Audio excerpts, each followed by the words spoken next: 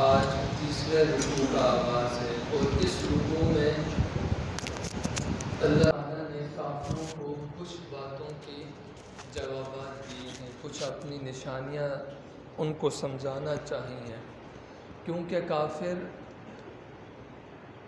اس بات کا ڈٹ کے انکار کیا کرتے تھے کہ جب ہمارے جسموں سے جان نکلے گی اور جب لوگ ہمیں دفنا کر آ جائیں گے تو کل بروز قیامت ہم اٹھائے ہی نہیں جائیں گے، ہمارا جسم ریزہ ریزہ ہو جائے گا، مٹی میں مل جائے گا، تو کل بروز قیامت ہم کیسے اٹھائے جائیں گے؟ کافر یہ بات مانتے نہیں تھے اور ان کی سمجھ میں یہ باتیں آتی نہیں تھیں، تو رب نے چند مثالوں کے ذریعے ان کو یہ باتیں سمجھائی کہ کل بروز قیامت تم اٹھائے جاؤ گے۔ پہلی نشانی رب نے بیان فرمائی، وَآيَةٌ لَهُمُ الْأَرْضُ الْمَيْتَةُ أَحْيَيْنَاهَا وَأَخْرَجْنَا مِنْهَا حَبًّا فَمِنْهُ يَأْكُلُونَ، اور ان کافروں کے لیے ایک نشانی مردہ زمین ہے، ہم نے اسے زندہ کیا اور اس سے اناج نکالا تو اس سے وہ کھاتے ہیں۔ جب زمین پر کچھ بھی نہ لگا ہونا تو اس زمین کو مردہ زمین کہتے ہیں، لیکن جب کسان اس زمین میں بیج بوتا ہے اور پھر وہ چلا جاتا ہے، پھر رب کی رحمت والی بارش اس جگہ برستی ہے تو چند دنوں کے بعد وہاں درخت نکلنا شروع ہوتا ہے، اور جب درخت بڑا ہو جاتا ہے پھر اس کے ساتھ پھل لگتے ہیں، اور جو رب کو مانتے نہیں اس درخت سے توڑ کر وہ پھل کھا کر اپنا پیٹ بھرتے ہیں اور پھر کہتے ہیں کہ مالک تجھے ہم مانتے نہیں ہیں، تیرے پیارے محبوب محمد مصطفیٰ صلی اللہ علیہ وسلم پر ایمان بھی نہیں لے کر آئیں گے۔ رب نے کس انداز سے کافروں کو سمجھایا، کافروں تمہاری آنکھوں کے سامنے مردہ زمین تھی، تم نے اپنے ہاتھوں سے بیج بویا تو میں نے رحمت والی بارش برسائی، تو جو مردہ زمین تھی میں نے اسے زندہ کر دیا، تم زمین میں مردہ آؤ گے کل بروز قیامت، جس طرح میں نے زمین کو زندہ کیا تمہیں بھی اسی طرح میں زندہ کروں گا۔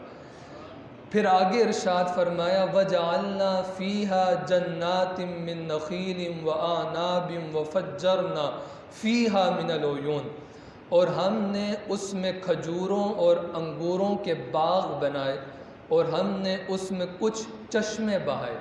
اب اس آیہ کریمہ میں اللہ تعالیٰ نے خاص طور پر دو پھلوں کا ذکر فرمایا، ایک کھجور اور ایک انگور کا۔ عرب کے یہاں یہ دو پھل کثرت سے پائے جاتے تھے، تو رب نے ان کو ان دو پھلوں کے ذریعے سمجھانا چاہا۔ اور یہ جو کھجور اور انگور ہے یہ انسان کے لیے بہت زیادہ فائدہ مند ہے۔ یہ جو کھجور ہے یہ انسانوں کے ذہن اور معدے کے لیے زیادہ فائدہ مند ہے۔ کھجور کو ہم کچا بھی کھا سکتے ہیں، پکا کر بھی کھا سکتے ہیں، اور جب ہم کھجور کو کھاتے ہیں اس کی گٹکلی آتی ہے تو عرب ان گٹکلیوں کو پیس کر اپنے جانوروں کے سامنے رکھتے تھے، تو جانور گٹکلیوں کو جو پیس کر جو پاؤڈر کے ذریعے آتا تھا وہ جانور شوق سے کھایا کرتے تھے۔ اور ایک روایت میں آتا ہے کہ نبی کریم صلی اللہ علیہ وسلم نے ارشاد فرمایا کہ تم اپنی پپھی کھجور کا احترام کیا کرو، کیونکہ یہ تمہارے باپ حضرت آدم علیہ السلام کے خمیر سے بچی ہوئی مٹی سے بنائی گئی ہے، اور اس کو ہم کیوں نہ پسند کریں۔ امام الانبیاء کھجور کو بہت زیادہ پسند فرمایا کرتے تھے صلی اللہ علیہ وسلم۔ اور ایک روایت میں تو یوں آتا ہے کہ صحابہ کا مجمع لگا تھا، نبی کریم صلی اللہ علیہ وسلم نے صحابہ سے ایک سوال پوچھا۔ صحابہ میں حضرت صدیق اکبر بھی تھے اور حضرت عمر فاروق رضی اللہ تعالی عنہ بھی تھے، اور حضرت عمر فاروق رضی اللہ تعالی عنہ کے بیٹے عبداللہ بن عمر بھی تھے۔ تو نبی کریم صلی اللہ علیہ وسلم نے صحابہ سے پوچھا، صحابہ مجھے اس درخت کے بارے میں بتاؤ جس درخت کی مثال مومنوں جیسی ہے، جس کے پتے بھی کام میں آتے ہیں، جس درخت کی جڑیں بھی کام میں آتی ہیں اور اس کے پھل کو بھی لوگ شوق سے کھاتے ہیں، وہ کون سا درخت ہے جس کی مثال جو ہے وہ مومنوں جیسی ہے؟ تو صحابہ کہتے ہیں کہ ہم اپنے ذہنوں میں سوچنے لگے، ابو بکر بھی سوچنے لگے، عمر بھی سوچنے لگے رضی اللہ تعالی عنہما، اور دیگر صحابہ بھی، لیکن صحابہ بتا نہیں سکے۔ تو نبی کریم صلی اللہ علیہ وسلم نے خود ارشاد فرمایا، صحابہ وہ تو کھجور کا درخت ہے۔ جب محفل ختم ہوئی تو حضرت عمر فاروق رضی اللہ تعالی عنہ اپنے بیٹے کو گھر لے آئے، تو عبداللہ بن عمر اپنے باپ عمر سے کہتے ہیں، ابا جان آج حضور نے جو سوال پوچھا تھا نا کہ وہ کون سا درخت ہے جس کی مثال مومنوں جیسی ہے، ابا جان اس کا جواب تو کسی نے نہیں بتایا، حضور نے خود بتا دیا، لیکن ابا جان اللہ کی قسم مجھے اس سوال کا جواب پتہ تھا۔ تو حضرت عمر کہنے لگے، بیٹا اگر تو جواب بتا دیتا تو عمر کی تو واہ واہ ہوتی، حضور میری تعریف کرتے، واہ عمر، جس سوال کا جواب دیگر صحابہ کو نہیں آیا آپ کے بیٹے کو اس سوال کا جواب آ گیا، میری واہ واہ ہوتی، بیٹا تو نے سوال کا جواب کیوں نہیں دیا؟ تو دیکھیے ادب، صحابہ نے اپنے بچوں کو ادب سکھایا تھا۔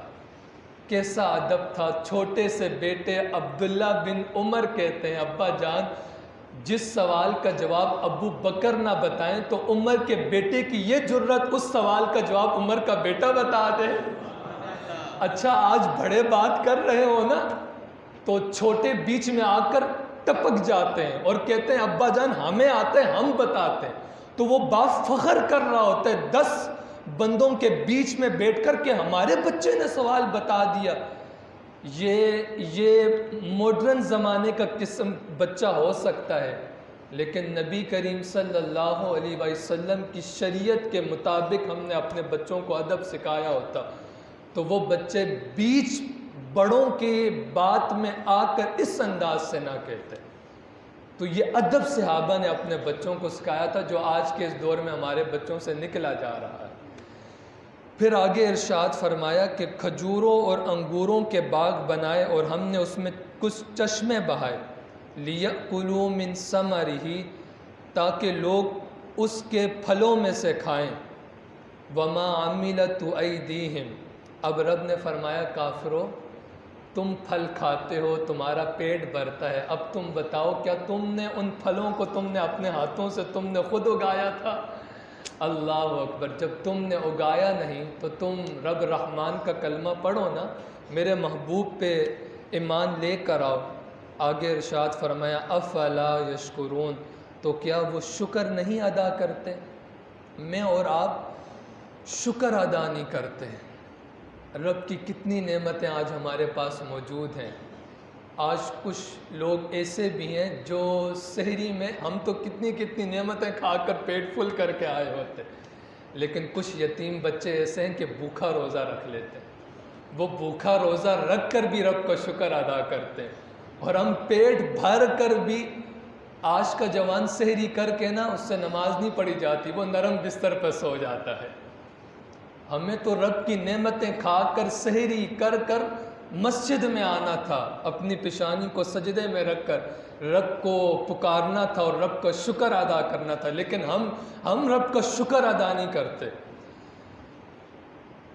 ایک بادشاہ تھا، رب کا شکر تو ہمارے بزرگوں نے عطا کیا، اور کس انداز سے کیا، بس یہ آخری بات کر کے میں آپ سے اجازت چاہوں گا۔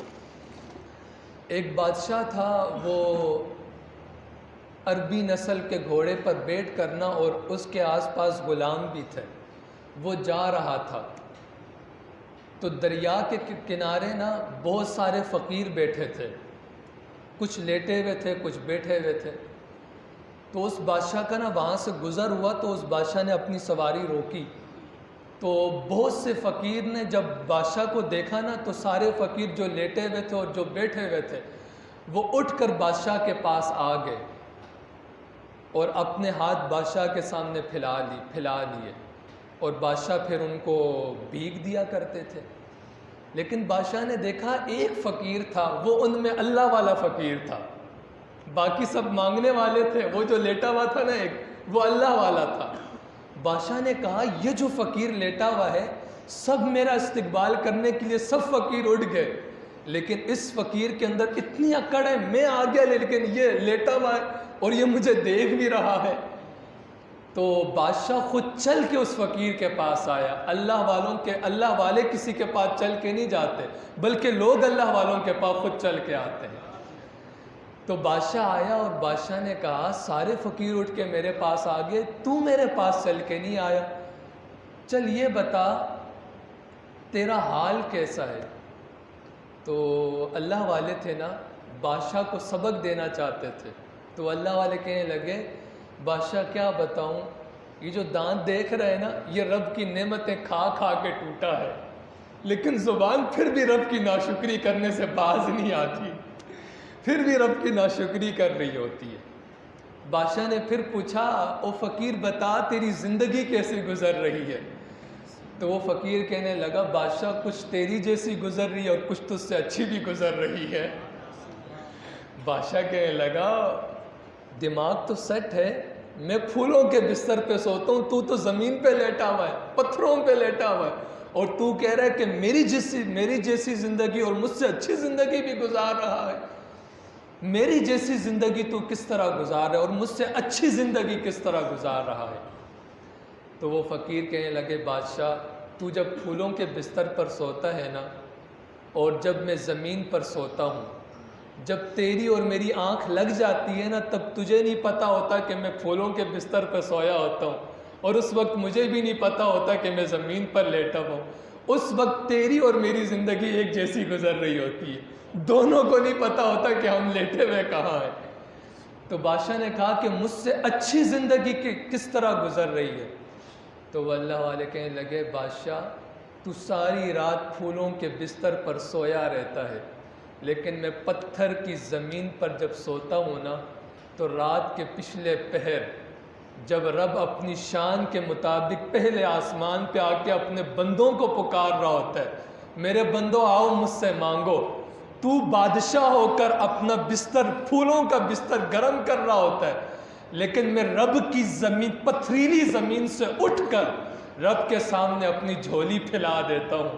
اس وقت میری زندگی تیری زندگی سے اچھی گزر رہی ہوتی ہے، کیونکہ اس وقت میں رب رحمان کا شکر ادا کر رہا ہوتا ہوں.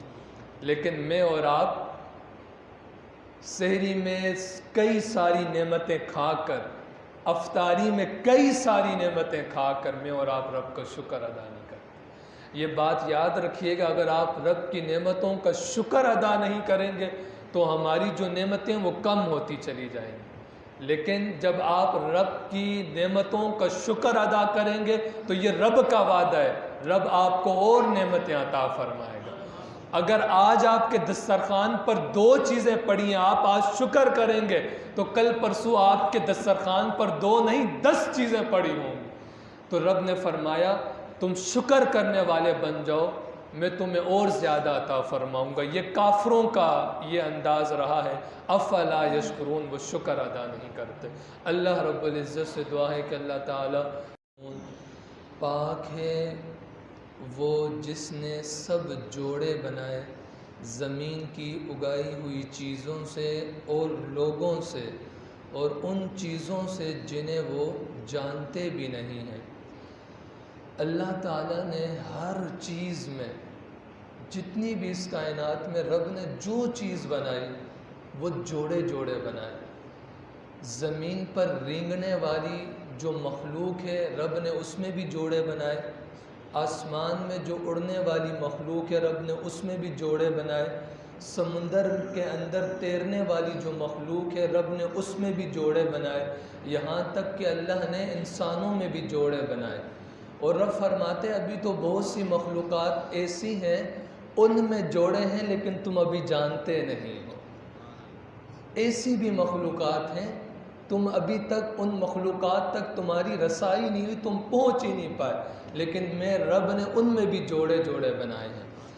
وَآيَةٌ لَهُمُ اللَّيْلُ نَسْلَخُ مِنْهُ النَّهَارَ فَإِذَا هُمْ مُظْلِمُونَ، اور ان کے لیے ایک نشانی رات ہے، ہم نے اس پر سے دن کو کھینچ لیتے ہیں تو جبھی وہ اندھیروں میں رہ جاتی ہے. اس کائنات کی جو اصل ہے نا وہ اندھیرا ہے. رب فرماتا ہے کہ اس اندھیرے کو دور کرنے کے لیے میں سورج طلوع کرتا ہوں تو ہر طرف روشنی روشنی چھا جاتی ہے، وہ اندھیرا چھپ جاتا ہے.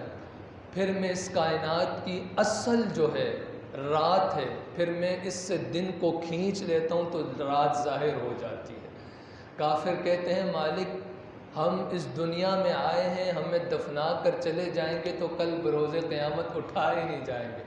رب فرماتے جو رات کو لانے پر قادر ہے اور جو دن کا اجالا کرنے پر قادر ہے، وہ تمہیں بھی کل بروز قیامت اٹھائے گا۔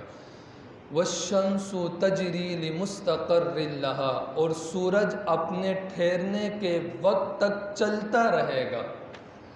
سورج جب طلوع ہوتا ہے تو غروب ہونے کی طرف چلتا رہتا ہے، اور جب یہ غروب ہو جاتا ہے تو پھر طلوع ہونے کے وقت تک یہ چلتا رہتا ہے۔ طلوع کے وقت آتا ہے تو چلتا رہتا ہے، لیکن جب یہ غروب ہونے لگتا ہے تو حضرت ابو ذر غفاری رضی اللہ تعالی عنہ موجود تھے۔ نبی کریم صلی اللہ علیہ وآلہ وسلم نے ارشاد فرمایا اے ابو ذر، تیرے سامنے یہ سورج غروب ہونے والا ہے، ہونے جا رہا ہے، تو مجھے یہ بتا سکتے ہے کہ جب یہ غروب ہوتا ہے تو یہ جاتا کہاں ہے؟ اب صحابہ کا بھی نا عاشقانہ مزاج تھا، بعد میں پوچھتے تھے، پہلے کہتے تھے فدا کا ابی و امی یا رسول اللہ۔ ان لفظوں کا حسن دیکھیے، چاند سے چمکتا ہوا چہرہ کسی کے سامنے ہو اور پھر اس چہرے پہ کالی کالی زلفیں ہو، قربان ہونے کا جی تو چاہتا ہے نا۔ تو صحابہ کہتے تھے حضور فدا کا، حضور میں بھی قربان ہو جاؤں، چہرے پہ نہیں حضور آپ کی چمکتی ہوئی ایڑیوں پر، حضور میں قربان ہو جاؤں۔ پھر کہتے ہیں حضور دل تو نہیں بھرے گا نا، میرے ماں باپ بھی قربان ہو جائیں۔ اللہ اکبر، حضور میں قربان ہوں، دل نہیں بھرے گا، حضور سب کچھ آپ پر لٹا دوں تب جا کے دل کو قرار آئے گا۔ تو عرض گزار ہوئے فدا کا ابی و امی یا رسول اللہ، حضور آپ جانتے ہیں، آپ کا رب جانتا ہے، میں تو ٹھہرا آپ کا غلام، حضور آپ بتا دیں تو لوگوں کو بھی بتاتا پھروں گا میں۔ آج حضور کا میرے ہاتھ نیا فرمان آیا ہے، آؤ لوگوں سنتے چلے جاؤ۔ تو حضور نے ارشاد فرمایا جب سورج غروب ہوتا ہے نا تو رب کے عرش کے نیچے سورج سجدہ کرتا ہے۔ اللہ اکبر، اے انسان رب کو تو ہر چیز سجدہ کرتی ہے، اور میں اور آپ سجدے سے بھاگ رہے ہوتے ہیں۔ ذالک تقدیر العزیز العلیم، یہ زبردست علم والے کا مقرر کیا ہوا ہے۔ والقمر قدرناہ منازل حتی عاد کالعرجون القدیم، اور چاند کے لیے ہم نے منزلیں مقرر کی یہاں تک کہ وہ کھجور کی پرانی شاخ جیسا ہو جاتا ہے۔ اب یہاں پر میں آپ کی توجہ چاہوں گا، اگر آپ مجھ سے پوچھیں نا محمود بھائی چاند کو عربی میں کیا کہتے ہیں، تو میں کہوں گا چاند کو عربی میں قمر کہتے ہیں، لیکن اس کی مختلف حالتیں ہیں جس سے یہ چاند گزرتا ہوا جاتا ہے۔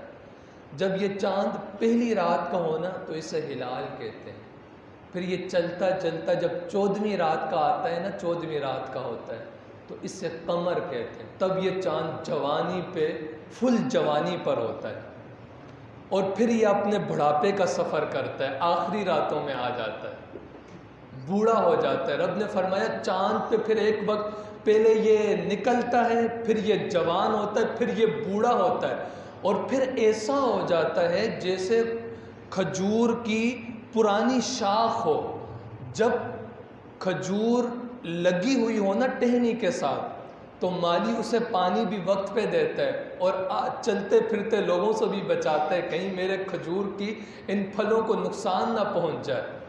لیکن جب وہ مالی کھجور نکال لیتا ہے نا تو چند لمحوں کے بعد یا دن میں وہ جو کھجور کی شاخ ہوتی ہے جو فل جوان ہوتی ہے، جب کھجوریں نکال لی جاتی ہیں تو وہ کھجور کی شاخ زرد پڑ جاتی ہے۔ رب انسان کو بتانا چاہ رہے ہیں انسان جب تو اس دنیا میں آتا ہے نا، چاند جب پہلی رات کا ہونا تو ہر انسان چھتوں پہ نکلتا ہے اور چاند کی طرف اشارہ کرتا ہے، بیٹا وہ دیکھو چاند نکل آیا ہے۔ رمضان المبارک کا چاند آیا تو یہاں ہم سب کھڑے ہو گئے، اشارے کرنے لگے، وہ سامنے چاند ہے، وہ نکل آیا ہے۔ تو رب فرماتے ہیں جب بندے تو ماں کے پیٹ سے اس دنیا میں آتا ہے نا تو دور دراز سے تو کالا بھی ہونا دیکھنے کے لیے تجھے آتے ہیں کہ دیکھو یہ بچہ اس دنیا میں آیا ہے. اور پھر جب تو جوان ہوتا ہے تو ہر کوئی تیری جوانی کی مثال دیتا ہے، فلاں جوان تو بڑا ہی خوبصورت ہے، فلاں جوان تو بڑا طاقتور ہے. لیکن انسان جب تو چاند کی طرح بوڑھا ہو جاتا ہے پھر تجھے اس چاند کی طرح کوئی نہیں پوچھتا. اللہ اکبر. جب تو بوڑھا ہو جاتا ہے تو کھجور کی پرانی شاخ جیسا ہو جاتا ہے. تیرے اپنے بچے تجھے اوپر والے کمرے میں چھوڑ آتے ہیں، ابا کھانسیاں مارتے ہیں، ہماری رات بڑی مشکل سے گزرتی ہے. رب فرماتا ہے انسان تیرے اوپر ہر وقت جوانی نہیں رہنی، جوانی کے نشے میں اپنے بڑھاپے کو بلانا بیٹھنا. تیرے اوپر ایک ایسا وقت بھی آئے گا کہ کھجور کی شاخ جیسا پرانا ہو جائے گا، زندہ لاش کی طرح اپنے بچوں کے سامنے پڑا ہوگا، دیکھ کر تجھے سامنے سے نکل جائیں گے، کوئی بھی تیری طرف پلٹ کے نہیں آئے گا. اگر تو نے مجھے اور میرے رسول کو یاد رکھا زمانہ تیرا نام زندہ رکھے. اگر تو نے مجھے بلا دیا پھر تجھے یہ دنیا تو ہے ہی بے وفا، اپنے باپ کو یاد نہیں رکھتی تو دوسروں کو کیا یاد رکھے گی. آگے ارشاد فرمایا للشمس ينبغي لها ان تدرك القمر ولا الليل سابق النهار وكل في فلك يسبحون. سورج کو لائق نہیں کہ چاند کو پکڑے اور نہ رات دن پر سبقت لے جانے والی ہے. ایسا نہیں ہوتا کہ جب چاند نکلا ہو تو سورج بھی ساتھ میں آ کے کھڑا ہو جائے، اور ایسا بھی نہیں ہوتا کہ ابھی اندھیرا ہے اس وقت سورج آ جائے، اور ایسا بھی نہیں ہوتا کہ سورج پورے عروج پر ہو اور رات آ جائے. یہ سب رب کے حکم کے تابع ہیں. اور آگے ارشاد فرمایا ہر ایک ایک دائرے میں تیر رہا ہے. ہر ایک کو رب کا جب حکم آتا ہے اس کے مطابق یہ سب چیزیں جو ہیں جتنا بھی نظام ہے یہ چل رہا ہے. تو رب نے فرمایا اے انسان اس کائنات کی ہر چیز میرے حکم کے مطابق نکلتی ہے اور غروب ہوتی ہے، لیکن انسان تو اس دنیا میں آیا اور تو اپنی مرضی چلاتا ہے. اللہ اکبر. جب تجھے میں نے پیدا کیا ہے تو میری مرضی کے مطابق چلنا، اپنی مرضی کیوں چلاتا ہے؟ یہ کافر تھے جو اپنی مرضی چلاتے تھے. اور آگے بھی اللہ تعالیٰ نے کچھ نشانیاں آگے بھی بتائی، انشاءاللہ وہ میں کل بیان کروں گا. اللہ رب العزت سے دعا ہے کہ اللہ نے ان کی نسلوں کو بھری ہوئی کشتی میں سوار کیا اور ہم نے ان کے لیے ویسی ہی کشتیاں بنا دیں جن پر سوار ہوتے ہیں. کافروں کے لیے ایک بہت بڑی نشانی اللہ تعالیٰ نے ارشاد فرمایا کہ کشتی ہے ہماری بنائی ہوئی. ان آیات کا پس منظر یہ ہے کہ جب حضرت نوح علیہ السلام کشتی بنا رہے تھے، اور کشتی جو ہے وہ حضرت نوح علیہ السلام نے ایجاد کی ہے. ریگستانی علاقہ تھا، دور دور تک کوئی پانی کے آنے کا سبب موجود نہیں تھا. حضرت نوح علیہ السلام کشتی بنا رہے تھے تو جو آس پاس کے جو کافر تھے وہ حضرت نوح علیہ السلام کا مذاق اڑانے لگے کہ معاذ اللہ ثم معاذ اللہ، یہ تو مجنون ہے، یہ تو پاگل ہے، معاذ اللہ ثم معاذ اللہ. پانی ہے نہیں اور یہ کشتی بنا رہے ہیں، کیا آپ نے مٹی کے اوپر کشتی کو تیرانا ہے؟ حضرت نوح علیہ السلام نے فرمایا ابھی وقت ہے کہ تم ایمان لے آؤ، ورنہ ایک بہت بڑا طوفان آنے والا ہے جو تمہیں اپنی لپیٹ میں لے لے گا. وہ مذاق ہی اڑاتے رہے. پھر ایسا ہوا کہ طوفان آ گیا، چند لوگ آپ کے ساتھ اس کشتی میں سوار ہوئے. جو کشتی میں سوار ہوئے وہ بچ گئے، اور ان کے علاوہ جتنے بھی لوگ تھے وہ اس طوفان کی لپیٹ میں آ گئے. دنیا کے سارے انسانوں کا نام و نشان بچ گیا، صرف وہ باقی تھے جو اللہ کے نبی حضرت نوح علیہ السلام کے ساتھ کشتی میں سوار تھے، صرف وہی لوگ. اور پھر ان سے آگے نسل چلی. پھر ایسا ہوا کہ رب نے ارشاد فرمایا کہ تمہارے جو باپ دادا ہیں انہوں نے حضرت نوح علیہ السلام کے ہاتھ پر ایمان لے کر آئے تو وہ بچ گئے، اب تمہارے درمیان میرا محبوب آیا ہے، تم بھی اپنے باپ دادا کی سنت ادا کرتے ہوئے میرے محبوب محمد مصطفیٰ صلی اللہ علیہ وسلم کے ہاتھ میں ہاتھ دے دو۔ ہاتھ میں ہاتھ دو گے تو تم بچ جاؤ گے، ورنہ تمہارا بھی نام و نشان باقی نہیں رہے گا۔ آگے رب نے ارشاد فرمایا وَإِن نَشَأْ نُغْرِقْهُمْ فَلَا صَرِيحَ لَهُمْ وَلَا هُمْ يُنْقَذُونَ، اور ہم چاہیں تو انہیں ڈبو دیں تو نہ کوئی ان کی فریاد کو پہنچنے والا ہو اور نہ وہ بچائے جائیں۔ اب آپ دیکھتے ہیں کہ سمندروں میں بڑے بڑے جہاز، بحری جہاز، ایک تو ان کا خود وزن اتنا زیادہ ہوتا ہے اور پھر اس کے اندر سامان بھی ڈالا جاتا ہے اور پھر ان کے اندر کئی تعداد میں لوگ بھی بیٹھتے ہیں، لیکن کیا ہے وہ اتنا وزنی جہاز ڈوبتا نہیں ہے۔ آپ اپنی آنکھوں کے سامنے پتھر پھینکے تو وہ نیچے چلا جاتا ہے، لیکن وہ اتنی بھاری جہاز وہ پانی کی سطح پہ تیرتا رہتا ہے۔ رب فرماتے ہیں اگر میں نہ چاہوں نا تو میں کشتی اس جہاز کے سمیت ڈبو دوں۔ انسان تو کیا جہاز کا بھی نام و نشان نہیں پتہ چلے گا۔ تاریخیں اٹھا کر دیکھیے کئی جہاز سمندروں کے اندر ڈوب کے آج تک پتہ نہیں چلا کہ وہ گئے کہاں۔ رب فرماتے ہیں اگر میں نہ چاہوں تو وہ جہاز سمیت تم اندر ڈوب جاؤ، تمہاری چیخیں سننے والا بھی کوئی نہ ہو۔ وہ جو پائلٹ ہوتا ہے نا چلانے والا، وہ بڑی بڑی طوفانی لہروں سے بچا کر لے جاتا ہے، وہ اپنے اوپر فخر کرتا ہے دیکھو میں بچا کے لے آیا، اور پیچھے جو سوار ہوتے ہیں وہ بھی کہتے ہیں ہمارے پائلٹ کی واہ واہ، اتنا زبردست اس نے جہاز چلایا ہے، اس کو داد دیتے ہیں۔ رب فرماتا ہے کمال اس کا نہیں ہے الا رحمتا منا، کمال تو مجھ رب کی رحمت کا ہے جس نے تمہیں بچا رکھا ہے۔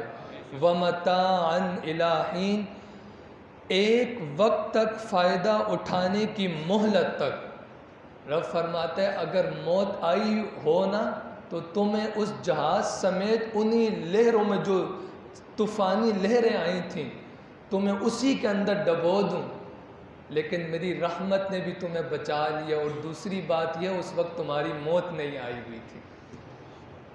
انسان کہتے ہیں نا کہ ہم موت کے منہ سے نکل کے آگے، میاں میں اور آپ موت کے منہ سے نکل کے نہیں آئے، ہماری تقدیر میں یہ لکھا نہیں تھا کہ اس نے ادھر مرنا ہے، اور ہم کہتے ہیں کہ ہم موت کے منہ سے نکل آئے۔ وہ شیخ سعدی شیرازی نے نا ایک حکایت لکھی، سانپ جو ہوتا ہے نا اس کے پیر نہیں ہوتے، وہ جسم سے رینگ رینگ کے چلتا ہے، لیکن ایک ہے کن کھجورا، اس کے 100 پاؤں ہوتے ہیں۔ تو سانپ کو کہیں وہ کن کھجورا نظر آتا ہے نا تو سانپ ایک دم سے تیزی سے آتا ہے اور کن کھجورے کو کھا جاتا ہے، اور سانپ کی سب سے پسندیدہ غذا کن کھجورا ہے۔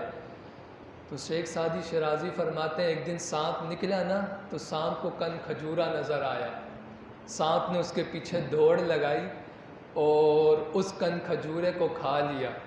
تو شیخ سعدی شیرازی کہتے ہیں کہ کسی نے کن کھجورے سے پوچھا، جب سانپ کی لپیٹ میں آیا تو کن کھجورے سے پوچھا یار تیرے تو 100 پاؤں تھے، سانپ کا تو 1 پاؤں بھی نہیں تھا، تو اس سانپ کی لپیٹ میں کیسے آ گیا؟ تو کن کھجورا کہنے لگا سن، اگر جب موت آئی ہو نا تو 100 پاؤں بھی ہونا موت کے منہ سے کوئی نہیں بچا سکتا۔ اللہ اکبر۔ موت آ جائے نا پھر انسان کو کوئی بھی چیز نہیں بچا سکتی۔ یہ دنیا کا اصول ہے، پھانسی کا پھندا میرے گلے میں ہو تو چند پیسے دے کر نا ہم اپنی نکل آتے ہیں، لیکن جب موت کا فرشتہ آتا ہے نا وہ لٹا کر ہی چھوڑتا ہے، وہ رشوت نہیں لیتا۔ یہ بات یاد رکھے، اور میں اور آپ نا اپنی موت کو بلائے بیٹھے۔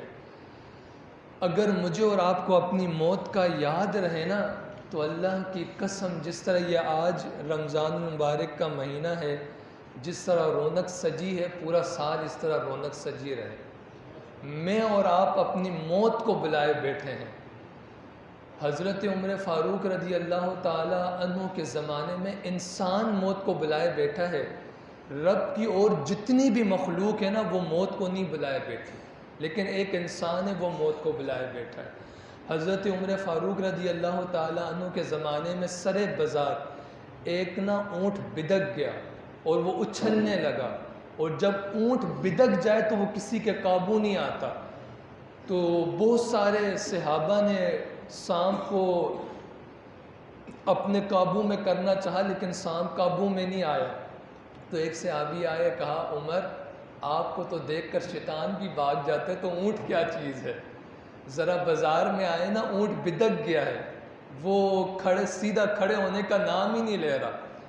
تو جب حضرت عمر فاروق رضی اللہ تعالی عنہ آئے نا، تو سامنے گئے اور اونٹ کے کان میں نا چند سیکنڈز کے لیے کوئی بات کی، تو اونٹ ایک جگہ کھڑا ہو گیا اور پھر بیٹھ گیا۔ حضرت عمر فاروق رضی اللہ تعالیٰ عنہ آ گئے۔ بعد میں ایک صحابی آئے، انہوں نے اس اونٹ کے سامنے چارہ رکھا، لیکن اس اونٹ نے نہ کچھ پیا اور نہ کچھ کھایا۔ 3 دن تک اس اونٹ نے نہ کچھ کھایا نہ کچھ پیا۔ تیسرے دن اس اونٹ کے جسم سے روح نکل گئی، جان نکل گئی اور وہ مر گیا۔ تو صحابی نا حضرت عمر فاروق رضی اللہ تعالیٰ عنہ کے پاس آئے اور آ کے کہنے لگے، امیر المؤمنین آپ صرف یہ بات بتا دیں کہ آپ نے اونٹ کے کان میں بات کیا کہی تھی؟ آپ کے جانے کے بعد نہ اس نے کچھ کھایا نہ کچھ پیا اور آج اس کی موت ہو گئی ہے۔ تو امیر المؤمنین جن کے بارے میں حضور نے ارشاد فرمایا صلی اللہ علیہ وسلم، میرا عمر پکا جنتی ہے، اس عمر کی آنکھوں سے آنسو آ گئے اور حضرت عمر فاروق کہنے لگے، میں نے تو اونٹ کے کان میں یہ کہا تھا، بڑا اچھل رہا ہے، اپنی موت کو بھول گیا ہے تو۔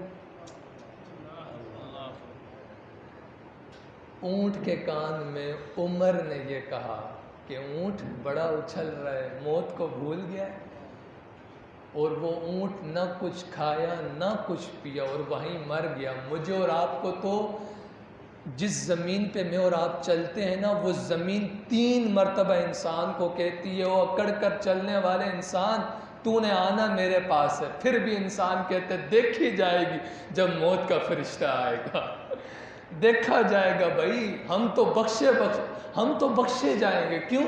ہم نے رٹا ہوا ہے، ہم تو حضور کے امتی ہیں بھائی، ہمیں تو کچھ نہیں ہونا، ہم تو بخشے جائیں گے۔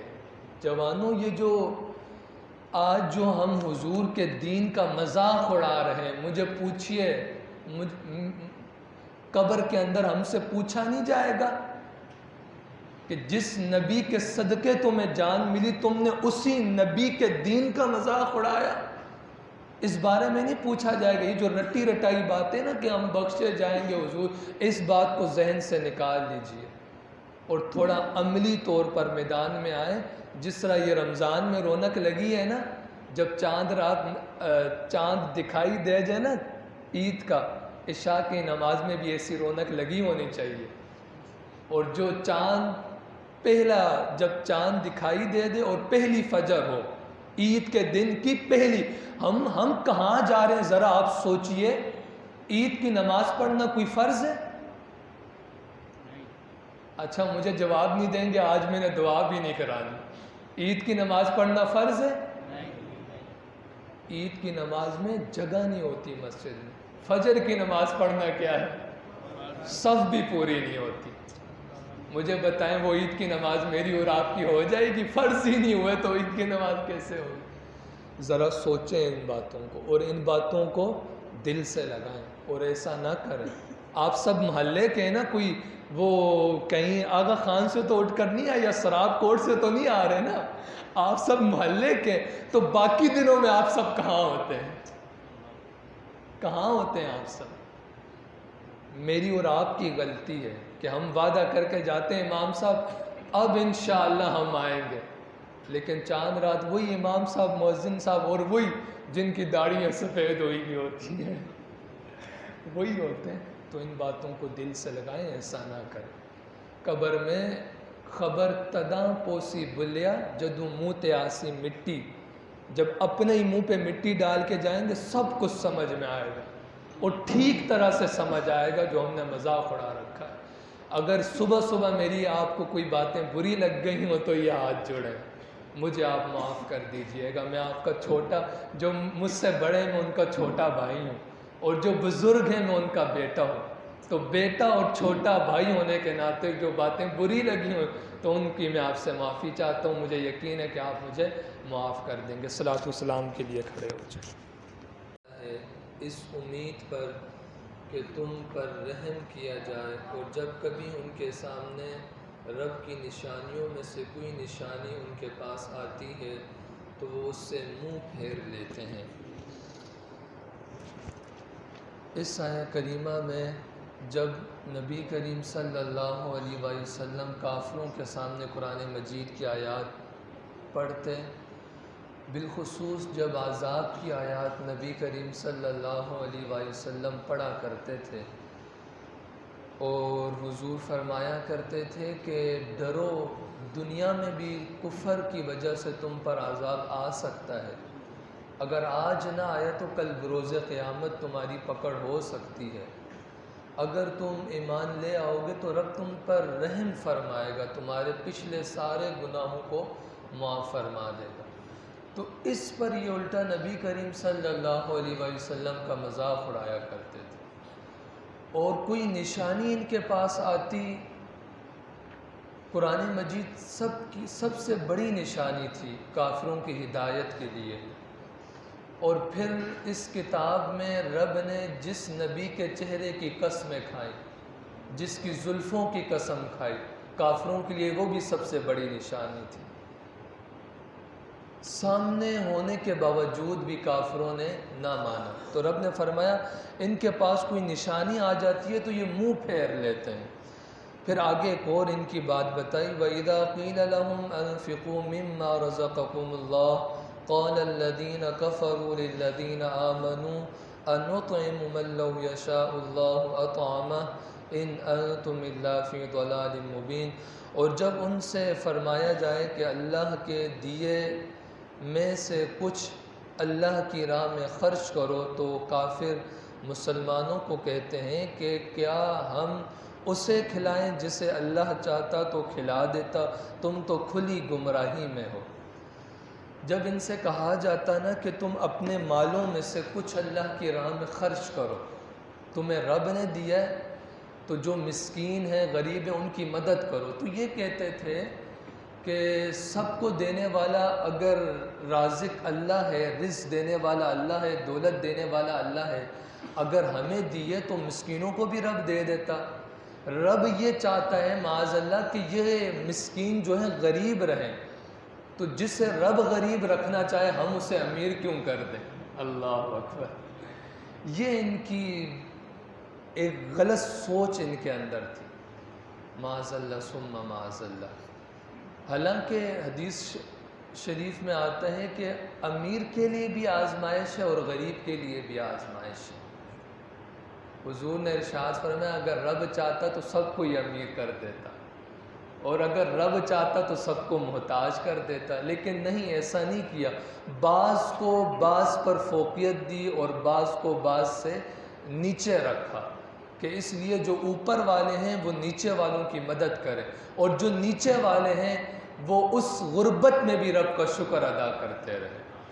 امیر کے لیے بھی آزمائش ہے اور غریب کے لیے بھی آزمائش ہے۔ امیر کے لیے کیا آزمائش ہے؟ کہ تجھے رب نے دولت دی ہے تو یتیموں کے گھروں میں چولہا نہیں جلتا، تو جا کے چولہا جلا۔ بیواؤں ماؤں کی جو بچیاں ہیں ان کے بال سفید ہو رہے ہیں، تجھے دولت اس لیے دی ہے کہ تو ان کے ہاتھ پیلے کروائے۔ یتیم بچوں کے لیے عید والے دن بھی وہ اچھے کپڑے نہیں پہن سکتے، ان یتیموں کے پاؤں میں وہی پھٹی پرانی جوتیاں ہوتی ہیں، تو جا ان یتیموں کا خیال کر۔ ان عید والے دن وہ بچے دوسروں کے باپوں کو دیکھ کر یہ خواہش کر بیٹھتے ہیں مالک کاش کہ آج ہمارا باپ بھی زندہ ہوتا۔ جا تو ان کی اس خواہش کو جا کے پورا کر۔ امیر کے لیے یہ آزمائش ہے، ایسا نہیں کرے گا تو ایک وقت اگر اس کے پاس دولت ہے، رب آزما رہا ہے، کل کو وہ اس جگہ پہ کھڑا کر دے رب اسے۔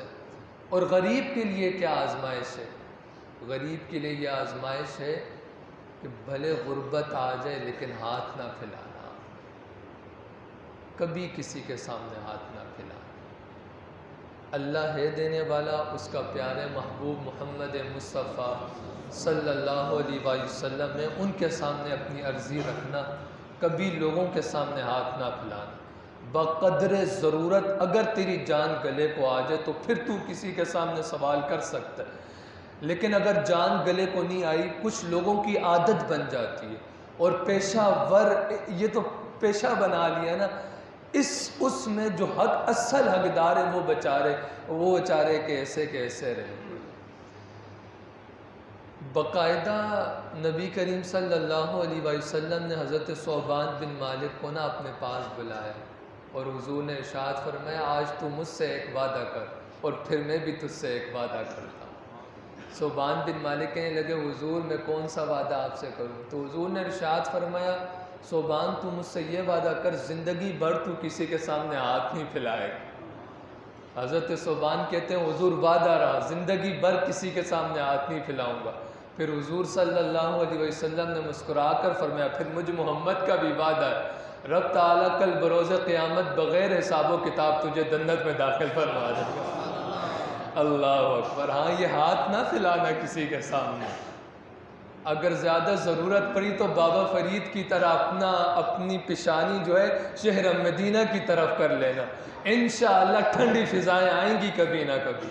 کبھی کسی کے سامنے ہاتھ نہ پھیلانا، اپنی غربت کا مذاق ہم اپنی غربت سامنے رکھتے ہیں تو لوگ مذاق اڑاتے ہیں نا، اگر ہم اپنی غربت لوگوں کے سامنے رکھیں ہی نہیں تو وہ مذاق کیسے اڑائیں گے؟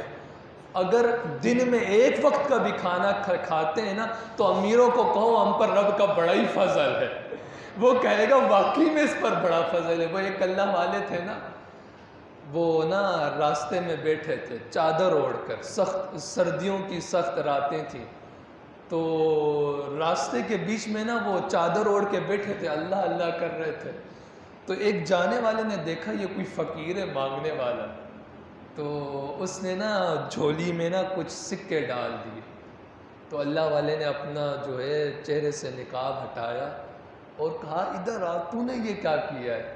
کہا میرا تو رب کے عشق میں یہ حال ہوا ہے اور تو نے مجھے بھکاری سمجھ لیا ہے، اٹھا اس سے اور لے جا، اگر مانگنا ہوا نا میں تجھ سے نہیں مانگوں گا۔ پھر یہ کہا یہ آرزوئے کرم اور میں تجھ سے کروں، یہ آرزوئے کرم اور میں تجھ سے کروں، یہ بھیک اسے دینا جس کا رب ہی نہ ہو۔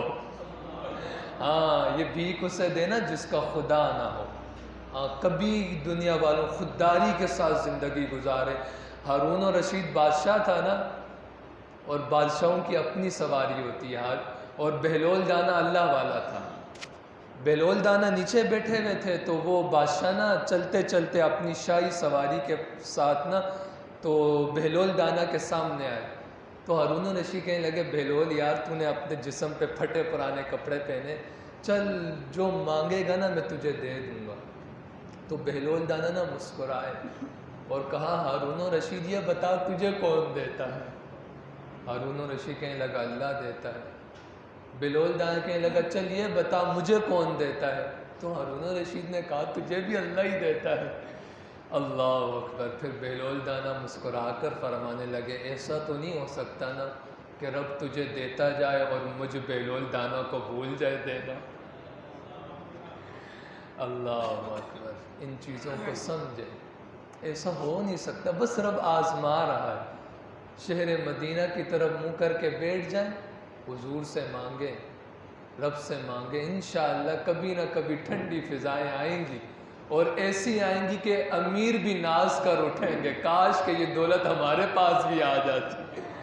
اللہ اکبر۔ بس آخری بات غریبوں کے لیے، نبی کریم صلی اللہ علیہ وسلم نے ارشاد فرمایا، حدیث کا مفہوم ہے، حضور نے ارشاد فرمایا آج اگر اس دنیا میں کوئی شخص اللہ کے تھوڑے سے رزق پہ راضی ہو گیا نا، 2 وقت کی روٹی کھائی اور پھر بھی کہا مالک تیرا شکر، چل تو نے 2 وقت کا تو کھلا دیا نا، 1 وقت کی کھلائی اور کہا مالک شکر تو نے 1 وقت کا تو کھلا دیا نا، حضور نے ارشاد فرمایا جو تھوڑے سے رزق پہ راضی ہو گیا کل بروز قیامت وہ رب کی بارگاہ میں تھوڑے سے اعمال لے کر آئے گا۔ رب فرمائے گا یار تو دنیا میں میرے تھوڑے سے رزق پہ راضی ہو گیا تھا، جا جنت کے دروازے کھلے ہیں، آج میں رب تیرے تھوڑوں سے عملوں پہ راضی ہو گیا ہوں۔ اللہ اکبر۔ اب ناز آ رہی ہے نہیں غریبوں کو اپنی غریبی پر؟ ہاں، کبھی ہاتھ نہ پھیلانا، کبھی بھی یہ سوال نہ کرنا۔ یہ اس لیے کہہ رہا ہوں کہ غریبوں نے یہ ہاتھ کو نہ پیشہ بنا لیا، کبھی کسی کے سامنے ہاتھ نہ پھیلانا، کبھی بھی ہاتھ نہ پھیلانا، اور شکر ادا کرتے رہیں، اور جتنا آپ کے پاس آتا ہے اس میں سے بھی رب کی راہ میں دے دیں۔ انشاءاللہ یہ امیر ہونے کا نقصہ ہے، کیونکہ اللہ کے نبی محمد عربی صلی اللہ علیہ وسلم نے قسم کھا کر ارشاد فرمایا، لوگوں صدقہ دینے سے مال کم نہیں ہوتا۔ یہ وظیفہ اپنے اندر یہ لے آئیں تو انشاءاللہ میں اور آپ امیر بن جائیں گے۔ اللہ رب العزت سے دعا ہے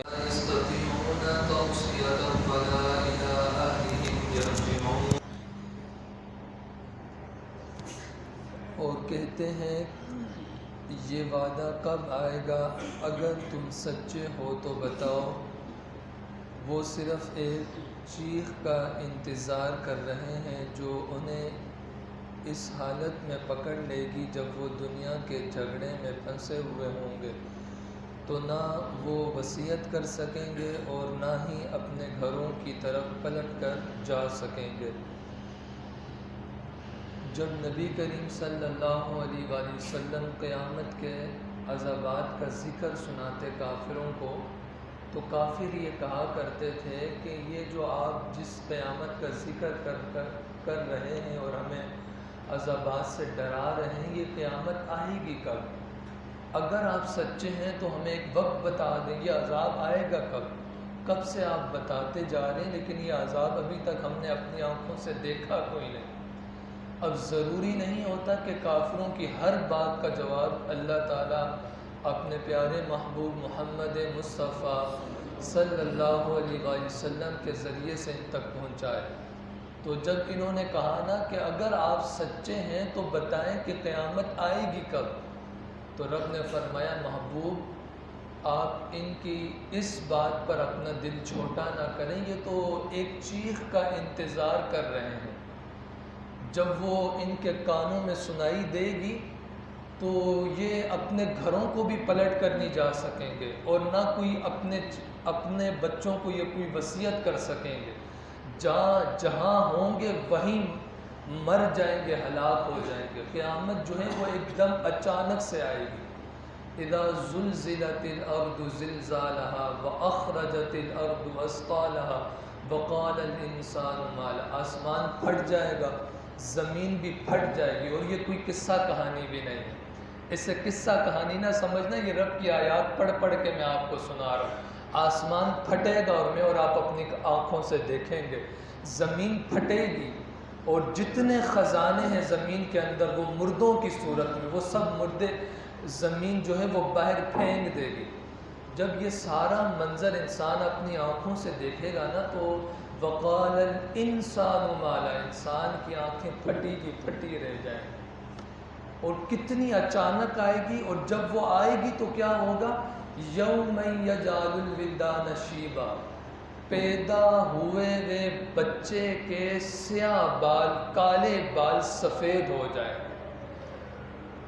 ماں جس حالت میں بھی ہونا، جس پریشانی میں کیوں نہ ہو، جب بچے کو بھوک لگی ہونا تو وہ ماں اپنے بچے کی بھوک مٹاتی ہے، چاہے ماں کتنی پریشانی میں کیوں نہ ہو، جتنی سختی میں کیوں نہ ہو۔ لیکن جب وہ قیامت آئے گی نا، اور جب وہ چیخ لوگ اپنے کانوں سے سنیں گے، تو روایات میں آتا ہے کہ ماں اپنے بچوں کو دودھ پلا رہی ہوگی، جیسے ہی وہ چیخ سنائی دے گی تو ماں اپنے دودھ پیتے بچوں کو پیچھے دھکا دے کر پھینکیں گی اور بھاگ جائیں گی۔ اللہ اکبر۔ کیا ہوگا؟ یوم یفر المرء من اخیہ، باپ بچوں سے دور بھاگ رہا ہوگا، اور بچے بھی باپ سے ڈر کے مارے دور بھاگ رہے ہوں گے، کوئی کسی کے قریب نہیں آ رہا ہوگا۔ اور یہاں تک اتنی اچانک آئے گی، روایات میں آتا ہے کہ ایک شخص کپڑے کی دکان پر جائے گا اور اس سے کہے گا کہ مجھے کپڑا دکھاؤ، تو جو دکاندار ہے وہ اپنا تھان اس شخص کی طرف پھینکے گا، ابھی وہ تھان نیچے بھی نہیں آئے گا، سودا بھی طے نہیں ہو پائے گا، ایک دم سے قیامت آ جائے گی۔ جو جہاں ہے وہیں قیامت آئے گی اور لوگ وہیں ہلاک ہو کر رہ جائیں گے۔